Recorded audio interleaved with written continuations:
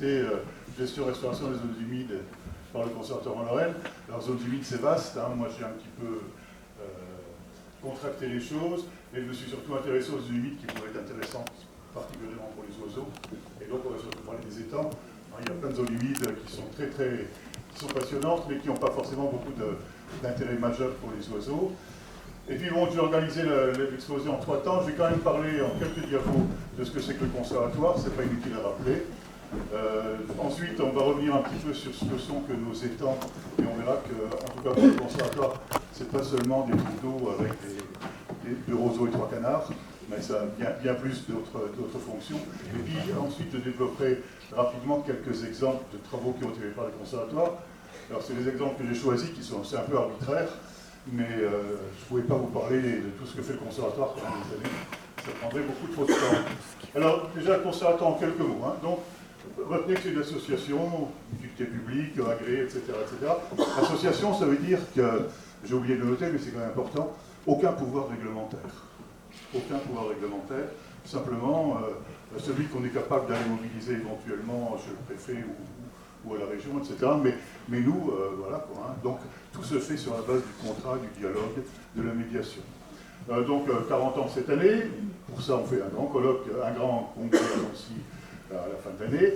Et puis, donc, un outil qui travaille, évidemment, pas seulement pour les universités, mais, enfin, pas seulement pour sa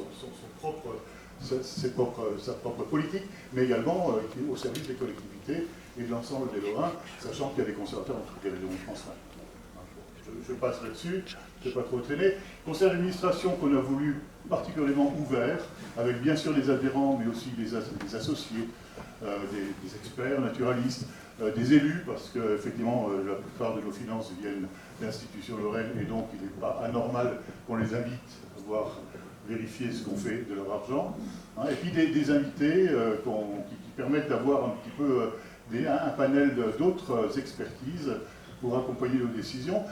Moi, j'insiste toujours sur le conseil scientifique. On a un conseil scientifique pluridisciplinaire, essentiellement des universitaires ou anciens universitaires, des gens qui sont spécialistes de l'entomologie, de la botanique, de l'ornithologie, de ceci, de cela, etc. Et donc, c'est ce conseil scientifique qui valide les actions du conservatoire. On n'achète pas un terrain parce qu'il a une bonne figure, quoi. Hein. On l'achète parce qu'il y a eu un avis qui a été porté par le conseil scientifique et qui nous dit qu'il faut y aller en priorité, ou alors là, ça peut attendre un peu, c'est pas une priorité, etc. Et c'est comme ça sur toute la chaîne après de décision, d'intervention sur les sites. À chaque fois, le conseil scientifique va éclairer le conseil d'administration sur les choses à faire. Et puis on a aussi une équipe salariée qu'on pourrait presque qualifier de pléthorique, puisque quand je dis 70 salariés, c'est des équivalents temps plein. On est peut-être 80 sur l'ensemble de la Lorraine. Ça fait beaucoup, beaucoup de monde. Hein, et maintenant, vous savez, les salariés, c'est plus comme... Daniel et moi, Roger, on était salariés du conservatoire il y a 30-40 ans. Bon, ben, on était payé quand on était payé. Hein. Bon, maintenant, ça ne marche plus comme ça. Vous avez des conventions collectives, vous avez des organisations salariées, etc. Et c'est dans l'ordre des choses. Hein. Je ne plaide pas pour un retour en arrière en la matière. Bon, en tout cas, vous voyez beaucoup de monde, avec là encore beaucoup de spécialisation dans les tâches. Hein. Depuis le mouton jusqu'à la directrice, vous avez un éventail vachement large de professions qui sont présentées.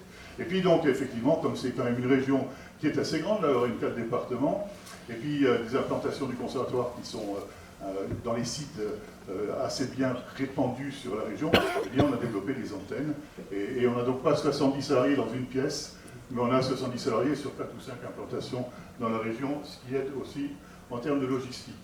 Alors, quelques missions fondamentales dont la connaissance. Ben, on protège bien les choses qu'on connaît, d'abord. Hein, donc on se base sur les inventaires existants, mais on les complète également, soit pour notre compte, soit pour le compte du département ou de la région, etc. Le mode de protection, eh bien, c'est essentiellement de la maîtrise foncière ou d'usage. C'est-à-dire que finalement, dans votre jardin, vous faites ce que vous voulez. Et ben, sur les terrains que vous achetez, vous mettez la gestion en place que vous avez décidé de mettre, avec toujours le regard du conseil scientifique. Hein. Parfois, eh bien, c'est compliqué d'acheter, on va se tourner vers des locations. Finalement, quand vous avez un bail de 99 ans, vous êtes un peu chez vous pendant un siècle, hein, ça revient un peu au même, et vous n'avez pas besoin d'acheter le site. Et puis, des conventions, quelques mesures réglementaires aussi, quand on arrive à les impulser auprès des décideurs. Après, ces sites, il faut leur apporter une gestion qui permette au moins de conserver, sinon d'améliorer l'existant. en termes de richesse biologique. Et ça, on a soit des équipes, soit également des interventions dans les terrains qui ont une valeur agricole, par exemple, avec des exploitants qui travaillent avec des cahiers des charges et avec lesquels on a des relations de confiance. Valoriser les espaces naturels, ben, c'est dire simplement que ce n'est pas un patrimoine privé qu'on se constitue en achetant ces terrains-là, mais c'est bien un patrimoine commun et que partout où c'est possible, on va faire en sorte que le public, en priorité scolaire, mais pas uniquement, hein, il n'y a pas que des gosses dans la population, puisse venir visiter ces espaces et s'y sensibiliser à l'environnement, c'est une mission qui est importante, et puis accompagner les politiques publiques. Et ben, écoutez, quand la région veut créer des réserves naturelles régionales, elle s'adresse au conservatoire parce qu'elle considère que c'est un outil qui connaît bien le terrain et que parfois pour monter des dossiers, pour accompagner, pour instruire, c'est un outil qui est intéressant pour elle. Alors ça marche avec des départements aussi, je pense au département du Vosges, enfin aux 4 départements d'une manière générale, mais avec des voilures qui sont un peu diverses selon le département. Alors plein de partenaires, vous voyez, ils sont un peu classés, j'en ai oublié plein, alors les institutionnels, vous retrouvez les 4 départements, vous avez les offices, la Voie navigable de France, l'établissement public, la SAFER qui pour nous est à l'interface du monde agricole et nous aide quand même à acheter les terrains. Vous savez, quand on achète des terrains, sauf si c'est de la forêt, on a toujours le risque d'être en concurrence avec un agriculteur qui peut être candidat à l'acquisition. Et ça, il faut bien qu'on arrive à réguler, à arbitrer ça, et la SAFER sait faire. C'est presque un jeu de mots d'ailleurs. Mais bon, en tout cas, la SAFER, pour nous, elle le fait souvent très bien. Ça fait une quarantaine d'années presque qu'on bosse avec la SAFER, et les choses se passent pas trop mal. Et puis vous voyez, plein d'associations, puis d'autres acteurs. Alors, vous allez me dire, mais il n'y a pas la LPO, il n'y a pas les groupes pneumologistes. Bon, j'ai mis Odonat, parce qu'Odonat, c'est 29 associations, et ça, le logo d'Odonat remplace 29 logos d'associations diverses. Mais sachez que derrière tout ça, il y a quand même beaucoup de monde. Les parcs. Le parc de Zonnefroy, évidemment, j'ai vérifié ce matin que j'avais bien mis dans les partenaires. Ça marche. Bon, c'est peut-être pas le bon logo en revanche. Parce que j'ai vu qu'il y en avait plusieurs, mais bon. Voilà, et puis, bon, le résultat, au bout de 40 ans, vous voyez, on va arriver à la fin de l'année à 8000 hectares sur 400 sites. Ça veut dire à peu près des sites en moyenne de 20 hectares, ce qui ne veut pas dire grand-chose, parce qu'entre l'étang de la chaussée qui en fait 360, et puis le grenier du coin qui fait quelques mètres carrés pour les chauves-souris, la moyenne, bon. Mais enfin, quand même, ça permet de dire que chacun de nos sites, en moyenne, c'est l'équivalent de 30 terrains de foot. C'est quand même pas mal. Ça commence à faire des espaces qui sont intéressants en termes de dimension. Et parmi ces sites, eh bien pour l'essentiel, enfin pour une bonne moitié, 50% de zones humides. Alors je passe sur les différentes couleurs qu'il y avait parce que ça serait un petit peu fastidieux. Voilà, donc en eau douce, vous voyez, on est à peu près à pas loin de 2000 hectares d'eau douce. Mais il y a d'autres milieux humides que les eaux douces, et notamment les habitats halophiles qui sont pas loin d'ici, les tourbières, les marais. Moi, je me suis particulièrement centré sur les eaux douces, et en particulier encore plus sur les étangs, comme je le disais en entrée, pas loin de 2000 hectares. C'est les chiffres de 2023, et ils vont avoir une tendance à progresser, j'espère, sensiblement dans les prochaines semaines. Voilà. Et donc, bon, voilà, on va surtout parler des étangs. Les étangs lorrains. Alors, vous savez, quand on se balade un petit peu partout, vous avez des étangs partout, et moi qui habite pas loin de la vallée de la Moselle et de la vallée de la Meurthe, les grosses gravières, les trous d'eau, quoi, que les carriers ont laissés après exploitation, là-bas, on appelle ça aussi des étangs. Alors, l'intervention du conservatoire, elle est bien, surtout, presque à 100% sur des étangs piscicoles, des étangs qui sont d'origine moyenâgeuse. Ça ne veut pas dire que les autres n'ont pas d'intérêt, mais c'est quand même des sites industriels ou post-industriels. Pendant la phase d'exploitation, c'est pas facile, et puis après la phase d'exploitation, selon la durée de restauration et le processus de restauration, ça a plus ou moins d'intérêt. Mais bon, on est bien, nous, sur des espaces de gestion piscicole, pour l'essentiel, même si on réfléchit à l'heure actuelle, notamment avec des communautés de communes, enfin des collectivités, sur des projets de restauration de gravières. Et vous savez, les gravières, il y en a plus de 2000, je crois.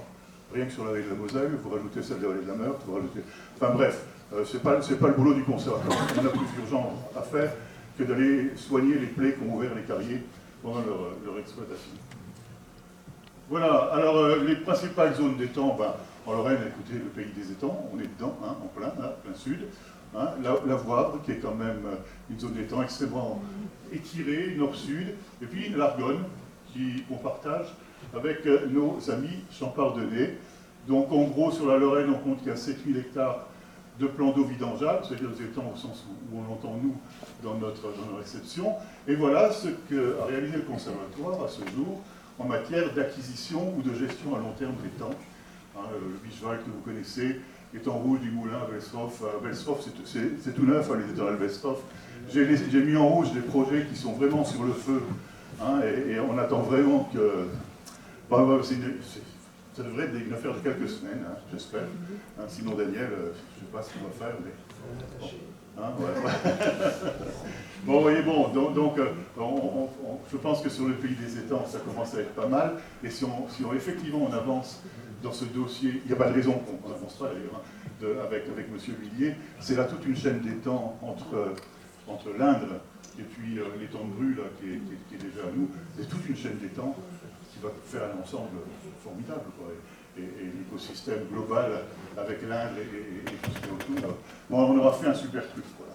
Bon, en Wavre, on est bon aussi, on a fait beaucoup de choses. Il y aurait encore 2-3 beaux étangs, mais vous voyez, on a quand même beaucoup avancé. Certains sont en réserve naturelle en plus, de réserve naturelle régionale. Là où on n'est pas encore très bon, c'est en Argonne, peut-être parce que c'est loin de Metz ou c'est loin de la Moselle, et donc c'est un peu plus compliqué. Bon, sachant qu'en Argonne, il y a quand même des grandes zones protégées côté Champardonnais, et qu'on vient d'acquérir 2 petits étangs, l'étang Cheminel, l'étang du Canal, et qu'on a des affaires qui peut-être vont avancer, certaines ont raté, mais voilà. Mais enfin, globalement, ça se passe pas trop mal. Et j'ai rajouté quand même, c'est pas des étangs, mais bon, les étangs de la Vosges, c'est souvent des petits étangs dans le département des Vosges, et qui n'ont pas un intérêt forcément ornitho, enfin, mais enfin, qui sont, d'un point de vue naturaliste, on a pas mal de petits trous d'eau comme ça qu'on a pu acquérir ou protéger. Puis j'ai rajouté la Moselle sauvage, alors c'est pas des étangs, mais c'est quand même un endroit qui se trouve tout près d'une tentative d'édification du Val du Sard, puisque sur un pylône électrique tout près. Et donc je pense que le pylône, enfin que les balus quand ils sont là, depuis le haut de leur pylône, d'un côté ils ont la vallée de la Meurthe, de l'autre ils ont la vallée de la Moselle, et ils peuvent voir surveiller la réserve naturelle de la Moselle sauvage. Quoique je pense que leurs actions de chasse, de pêche, se font plus sur les plans d'eau, cette fois sur les gravières, les grandes gravières, que sur le cours d'eau de la Moselle lui-même. Enfin, j'espère qu'ils reviendront et qu'ils se réinstalleront. Voilà. C'est Loana qui avait découvert, c'est toi Édouard qui avait découvert ce truc. La construction est toujours là, elle est impressionnante. Enfin, ouais, cette année, ils sont revenus dessus. Ils sont revenus cette année? Il n'y a pas eu de reproduction, mais ils sont revenus. Bon, c'est bien, j'habite tout près, ça tombe bien. Bon. Bon, voilà, en gros, 1400 hectares d'étangs. J'ai pu en oublier un peu, mais bon, ça à quelques hectares près. Vous voyez quand même, et parfois des gros morceaux, la chaussée, Bischwald, etc. C'est vraiment des grands étangs. C'est d'ailleurs, alors il y a d'autres acteurs qui ont bossé sur les étangs, et c'est pas inintéressant parce que ça complète. Vous voyez, il y a l'ONF en forêt, et qui touche de près un certain nombre d'aigles pêcheurs, notamment. Un étang où niche un couple de pigards qui est géré par l'ONF, notamment. Bon, le lac de Magny, qu'on peut considérer comme jouissant d'une relative protection, finalement aussi. Et puis le grand domaine de l'Inde, qui est départemental, mais qui est quand même une pièce majeure. Et les fédérations de chasse, notamment la fédération de chasse de Moselle, a acheté des petits étangs, ils en font une démarche de protection avec des plans de gestion sérieux, etc. Donc, bon, écoutez, c'est bon à prendre, je pense, dans le contexte global. Alors, en Lorraine, c'est marrant quand on regarde, alors c'est tiré de choses, un truc que j'avais fait sur les étangs à l'automne dernier. Par rapport aux autres régions, nos étangs sont en moyenne plus grands que dans les autres régions. Il y a d'autres régions, il y a la Brenne, la Dombes, etc., etc. Et en moyenne, c'est quand même en Lorraine qu'il y a les plus gros étangs. Et puis, ça c'est assez commun, un étang, ça a aussi un cycle. Et ce cycle, eh bien, il y a des moments où il y a de l'eau, des moments où il n'y a pas d'eau, des moments où il y en a un peu, des moments où il n'y en a pas beaucoup. Et ce n'est pas les mêmes... les mêmes espèces, notamment animales, qui vont fréquenter l'étang à ces différents moments. En période de basse eau, vous allez avoir plus de limicoles, par exemple. En période de haute eau, vous allez avoir plus des animaux qui vont plonger, etc. etc. Donc il faut bien avoir ça présent à l'esprit. Tout au long de l'année, l'étang change, mais aussi les visiteurs de l'étang vont changer. Et donc finalement, ça multiplie pas mal les points d'intérêt de ces étangs. Un étang, c'est aussi, ça il ne faut pas l'oublier, c'est aussi un gros digesteur de polluants, enfin notamment des polluants d'origine agricole. Vous voyez, en gros, pour 100% de matière en suspension qui rentre dans un étang, il en ressort moins de 50%. c'est pareil pour l'azote, c'est encore mieux pour le phosphore, etc. C'est des choses qu'il ne faut pas oublier parce que ce qu'on recueille à la sortie, c'est quand même des eaux qui sont quand même de nettement meilleure qualité que ce qui a pu entrer, surtout quand on a des bassins versants très très agricoles. Et puis ça a aussi des fonctions hydrauliques, hein. Il y a de l'eau qui s'évapore des étangs et qui vont se charger l'atmosphère. Il y a des fuites, et les fuites, bon, nous des fois on peste un peu parce qu'on perd de l'eau, mais en même temps cette eau n'est pas perdue pour tout le monde. Ça soutient des petits ruisseaux, des têtes de bassins, etc. Et puis les étangs, c'est aussi des zones de stockage d'eau. On en reparlera un petit peu tout à l'heure de la conclusion. Mais il y a des régions où on fait des grandes bassines. Quoi, vous avez vu ça à la télé, stocker de l'eau. Nous, on a, entre guillemets, la chance d'avoir déjà ces bassines sont là depuis le Moyen-Âge. Ça vaut ce que ça vaut comme raisonnement, mais ça veut dire qu'il y a déjà beaucoup de petits trous et que peut-être qu'il y aurait une gestion partenariale dans certains endroits qui pourraient s'imaginer sans qu'on ait besoin d'avoir des Sainte-Soline en Lorraine. La Lorraine mérite quand même mieux que ça. Alors bon, biodiversité des étangs, les oiseaux évidemment. Hein, j'ai mis quelques chiffres là qu'on trouve dans tous les documents qui parlent de la protection des oiseaux. 50% des 70 espèces nicheuses se rencontrent sur les étangs. 36% des espèces qui fréquentent la Lorraine sont inféodées à un moment ou à un autre de leur cycle aux étangs. Un tiers des niches européens sont étroitement liés aux vastes roselières. Et on va reparler dans un instant du tuteur, un peu du rond après, un certain nombre de visiteurs comme ceux-ci. Autres oiseaux, il y a des oiseaux qui sont revenus aussi, alors en étang ou en périphérie d'étang, et qui sont revenus spontanément. Ben, on a évoqué les grands rapaces tout à l'heure, hein, le pigargue. La photo est à la chaussée. Hein. C'est chez nous, et le pigargue est à nous, on l'a mis là exprès pour la photo.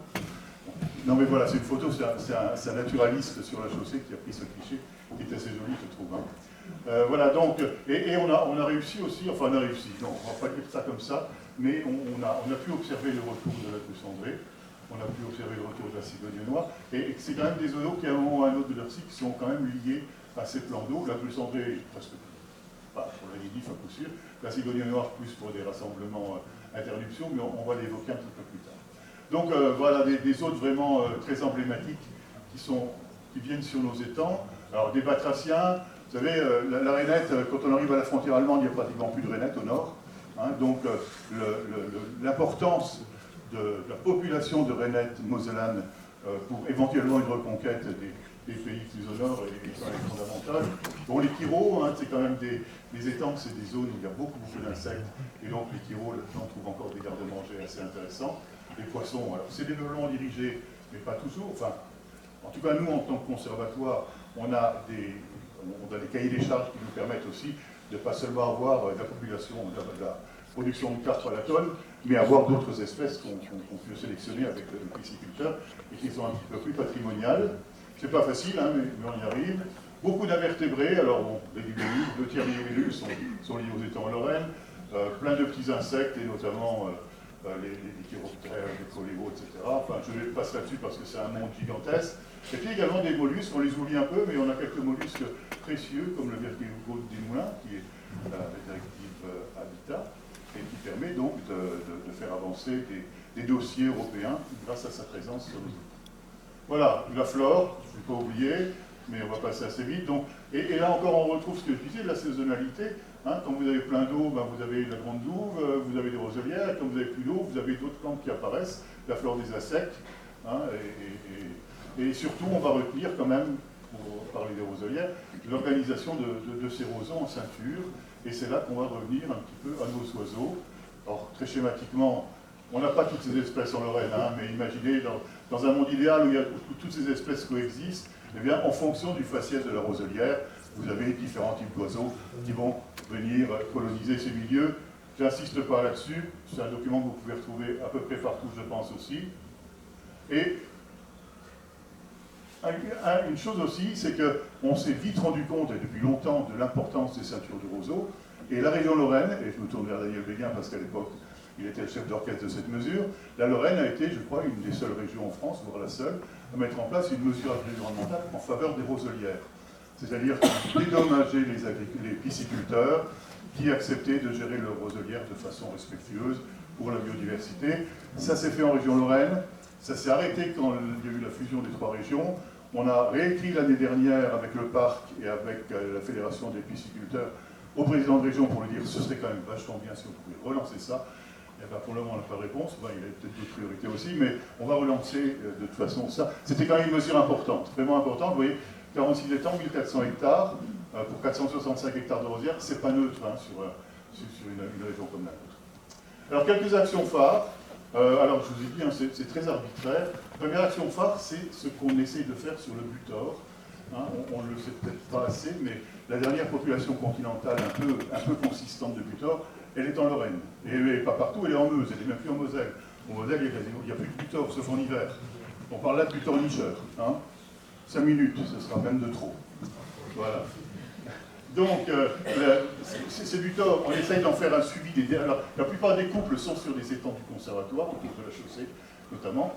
Hein, et donc, ces couples sont suivis, ces mâles sont suivis de façon individuelle, grâce à des enregistrements vocaux.